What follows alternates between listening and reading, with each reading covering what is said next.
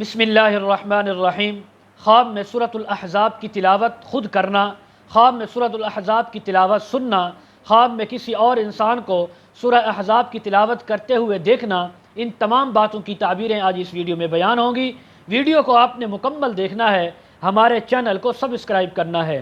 حضرت علامہ ابن سیرین رحمۃ اللہ علیہ فرماتے ہیں، اگر کوئی انسان خواب میں سورۃ الاحزاب کی تلاوت کرتے ہوئے اپنے آپ کو دیکھے، کسی اور کو دیکھے یا سورہ احزاب کی تلاوت سننے، تو اس بات کی تعبیر ہے کہ یہ مال پائے گا، رزق پائے گا، اور اسی طرح بہت زیادہ کاروبار کے اندر، رزق کے اندر، دکانداری کے اندر، تجارت کے اندر نفع پائے گا، اور دشمن کو بھی مال دے گا، اپنے دوستوں کو بھی فائدہ پہنچائے گا، دشمن دوست سب کو یعنی فائدہ پہنچائے گا، سب کے کام آئے گا۔ اسی طرح حضرت جعفر صادق رحمہ اللہ فرماتے ہیں، خواب میں سورہ احزاب کی تلاوت کرنا، سننا یا کرتے ہوئے کسی کو دیکھنا، اس بات کی تعبیر ہے ہمیشہ حق تعالیٰ کی اتباع کرے گا، قرآن و سنت کے مطابق زندگی گزارے گا، چاہے مرد ہے یا عورت۔ حضرت ابراہیم کرمانی رحمۃ اللہ علیہ فرماتے ہیں، خواب میں سورہ احزاب کی تلاوت کرنا، سننا یا کرتے ہوئے کسی کو دیکھنا، اس بات کی تعبیر ہے کہ یہ انسان 100 دینار اس کو نفع ملے گا،